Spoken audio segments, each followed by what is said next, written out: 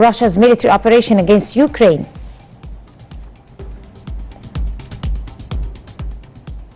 President Abdel Fattah el-Sisi addressed the World Forum for Recovery hosted by International Labour Organization via video conference.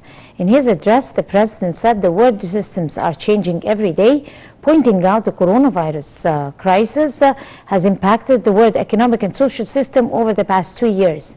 The president said Egypt had managed to overcome the coronavirus impacts and that there is an international confidence in the Egyptian economy's ability to face this crisis.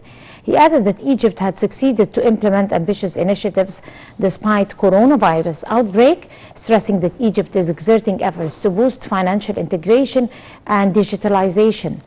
The head of state stressed that international organizations have an important role in dealing with problems resulted from coronavirus pandemic. He further added that there must be a clear guideline for all parties to deal with the coronavirus repercussions.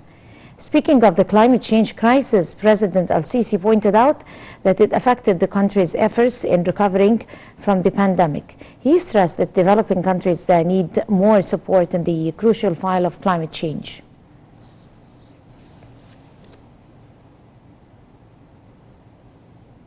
And the president gave his directives to enhance cooperation with the private sector companies for localizing the electric vehicles industry within the framework of the national strategy for turning into green technology. The president noted that the move would have a positive hygienic, environmental and economic impact on the citizen and will make the prices of vehicles affordable. He added that more work is also needed to support the infrastructure required for electric vehicles operation nationwide, including charge stations.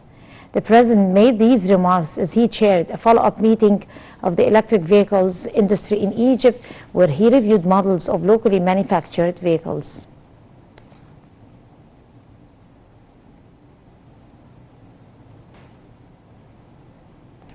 The president followed up on the current position for several projects currently implemented by the Armed Forces Engineering Authority. This came during the president's meeting with Presidential Advisor for Urban Planning. Major General Amir Saeed Ahmed, head of the Armed Forces Engineering Authority, General Ihab al-Far, head of the Consultative Office for Engineering Authority, General Ashraf al-Arabi, Assistant Chairman of the Engineering Authority for Road Designs, General Abdelaziz al-Fiqi, and consultant of the Egyptian Mosque Project, Engineer Muhammad Talat, efforts to develop roads and access in Western Cairo were reviewed during the meeting.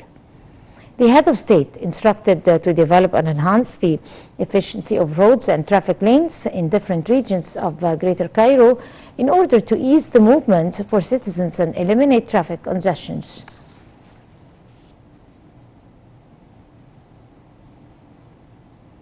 President Abdel Fattah el-Sisi received a phone call from President of Kazakhstan, Kassym-Jomart Tokayev, on Thursday. During their conversation, the two leaders exchanged visions over important regional files, in addition to means of enhancing the cooperation in different sectors, including investment and boosting the trade exchange volume. The president expressed Egypt's keenness over bolstering mechanisms of joint cooperation on all levels, particularly in security. For his part, the Kazakh leader hailed promoted cooperation with Egypt, given its distinguished status and political heavyweight in the region.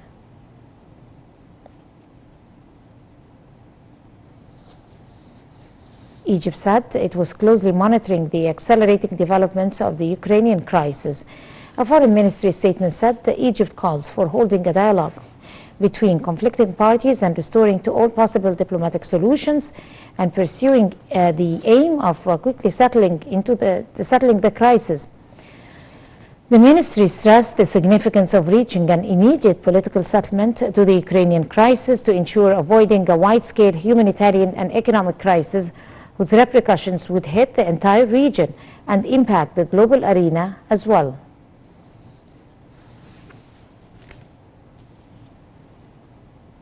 Russian forces invaded Ukraine in a massed assault by land, sea and air, and the biggest attack by one state against another in Europe since World War II. In an early morning declaration of war, Russian President Vladimir Putin said he had ordered a special military operation against Ukraine to protect